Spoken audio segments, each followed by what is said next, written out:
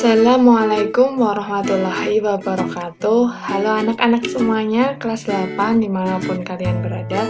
Pada kesempatan ini kita akan belajar mengenai sistem pernafasan manusia bersama saya Bu Erni Tiasfatnani. Nah, langsung saja kita mulai.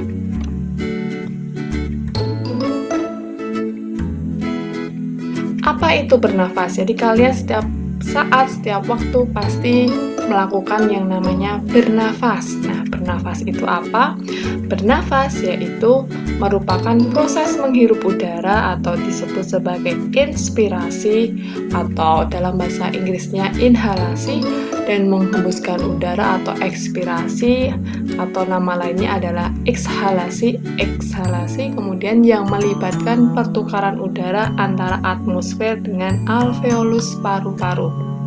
Selanjutnya, setelah kita tahu apa itu bernafas, kemudian ada istilah lagi, apa itu respirasi, atau kita kan tadi belajar mengenai sistem pernafasan manusia atau sistem respirasi. Nah, respirasi adalah proses pertukaran antara oksigen atau O2 dengan karbon dioksida atau CO2. Nah, respirasi sendiri itu bertujuan untuk menghasilkan energi atau kita sebut sebagai ATP untuk aktivitas tubuh. Energi ini diperoleh dari hasil metabolisme yang terjadi di dalam mitokondria sel. Pembentukan energi ini dari pembakaran makanan, yaitu berupa glukosa dengan bantuan oksigen untuk diubah menjadi energi, dan hasil lain berupa uap air dan karbon dioksida. Proses inilah yang disebut sebagai oksidasi. Jadi oksidasi itu adalah proses pembakaran makanan atau glukosa dengan bantuan oksigen. Berikut adalah reaksi kimia dari oksidasi.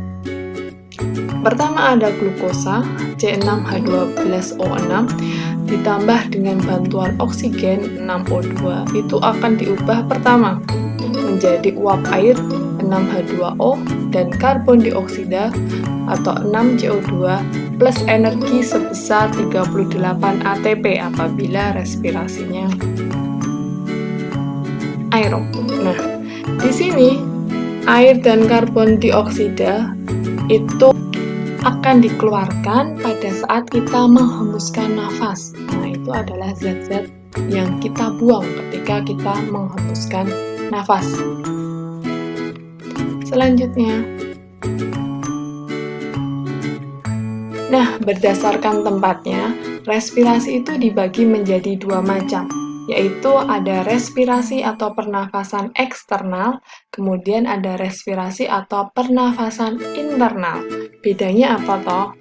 Kita lihat. Nah, untuk respirasi eksternal atau disebut sebagai proses pernafasan pulmonal, yaitu ketika kita menghirup udara dari lingkungan luar, kemudian udara tersebut akan masuk ke dalam paru-paru.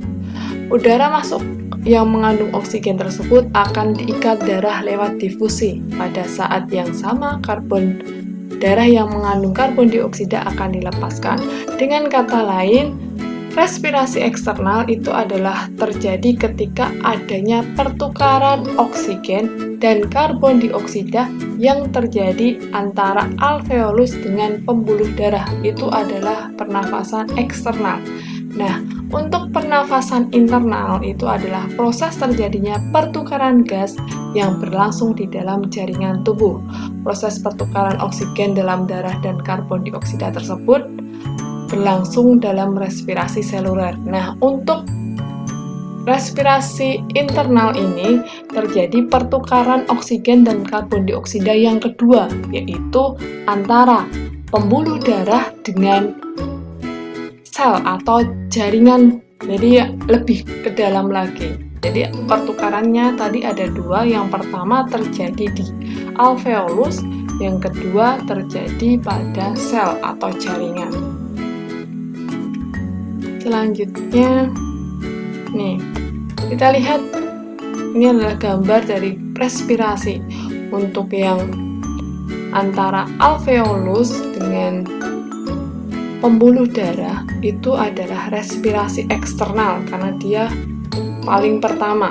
Kemudian lebih pertukaran yang kedua yaitu antara kapiler atau jaringan darah yang ada di dalam tubuh dengan sel atau jaringan. Itu disebut sebagai respirasi internal karena letaknya lebih dalam lagi. Selanjutnya kita akan belajar mengenai organ-organ yang berperan dalam sistem pernafasan. Organ-organ apa saja yang digunakan ketika kita bernafas itu. Yang pertama, ada hidung. Jadi paling luar organ pernafasan itu adalah hidung. Nah, pada hidung itu terdapat yang pertama rongga hidung. Rongga hidung, di dalam rongga hidung itu ada rambut hidung, kemudian ada selaput lendir, dan ada pula kongka. Pada hidung itu terjadi 3 peristiwa atau 3 fungsi yang berperan untuk hidung. Yang pertama adalah membersihkan. Membersihkan ini atau menyaring itu adalah fungsi dari rambut-rambut hidung beserta selaput lendir. Ya. Rambut hidung dan selaput lendir itu bekerja sama untuk membersihkan debu-debu yang masuk bersama ketika kita menghirup udara.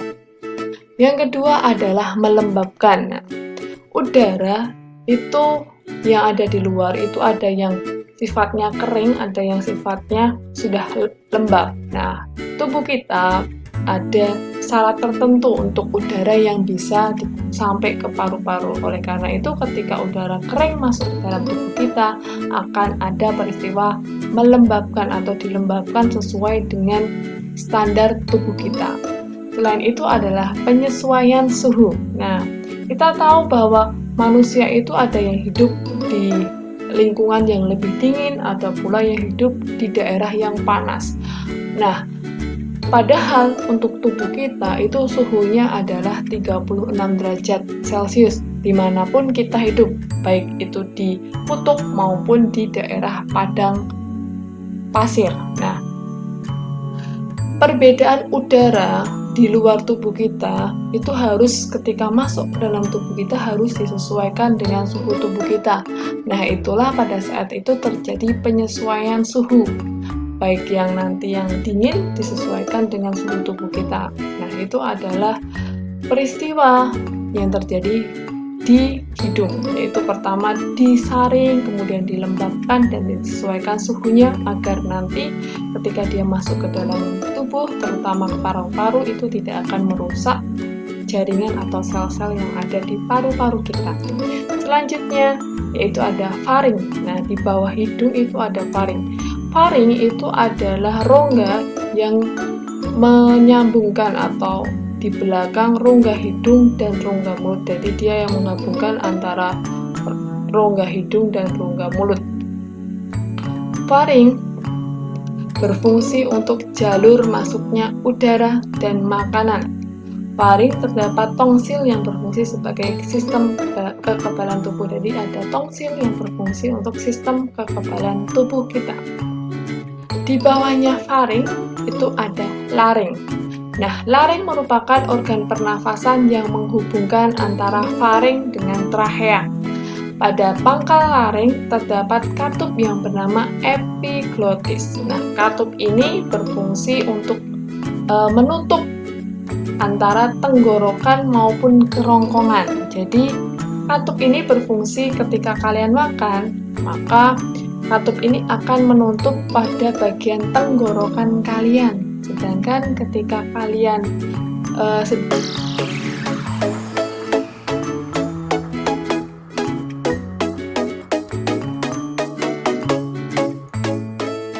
bicara, maka katup ini akan menutup pada bagian kerongkongan kalian. Jadi di sini itu antara kerongkongan dan tenggorokan itu satu jalur pada saat dari mulut dan rongga hidung ini. Nah, di sini ada yang namanya katup atau pintu yang kita sebut sebagai epiglotis. Jadi dia akan berfungsi menutup kerongkongan ketika kita bicara atau bernafas, kemudian dia akan menutup bagian tenggorokan ketika kita makan. Jadi usahakan ketika kalian makan jangan sambil bicara, karena nanti epiglotis kita akan bingung. Ketika ada makanan yang sampai masuk ke tenggorokan kita, maka akan terjadi proses yang namanya tersedak, yaitu keluarnya makanan disebul nanti sampai ke bagian hidung kita. Nah, itu adalah proses pertahanan tubuh kita. Yang kedua, terdapat pula pita suara yang akan bergetar ketika udara masuk sehingga membentuk suara. Jadi di laring itu selain ada epiglotis, ada pula yaitu pita suara. Selanjutnya yaitu di bawahnya laring itu ada tenggorokan. Tenggorokan yaitu berupa saluran udara menuju ke paru-paru. Tenggorokan sendiri dibedakan menjadi 3. Yang pertama adalah trachea. Trachea merupakan batang tenggorokan. Trachea tersusun atas cincin-cincin tulang rawan yang diseliputi oleh lendir yang berfungsi untuk menyaring udara. Jadi penyaringan masih berlanjut sampai ke trachea. Yang kedua, itu ada bronkus. Jadi trachea itu nanti akan bercabang menjadi 2. Nah, cabang dari trachea ini disebut sebagai bronkus.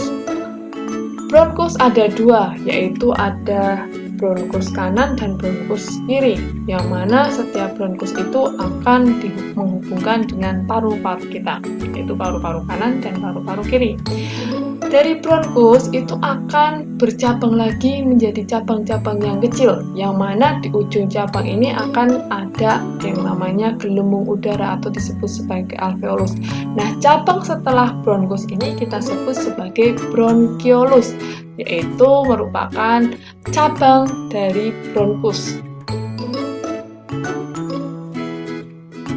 Nah, kita selanjutnya ada paru-paru. Nah, paru-paru itu terdiri atas paru-paru kanan dan paru-paru kiri. Di dalam paru-paru kita itu terdapat gelembung-gelembung udara yang kita sebut sebagai alveolus.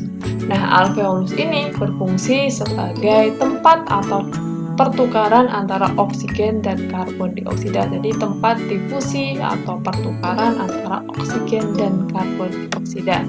Nah, itu saja pembelajaran tentang sistem pernafasan manusia ini. Untuk minggu depan kita lanjut mengenai mekanisme pernafasan pada manusia. Sekian dari saya, semoga bermanfaat untuk anak-anak semuanya. Assalamualaikum warahmatullahi wabarakatuh.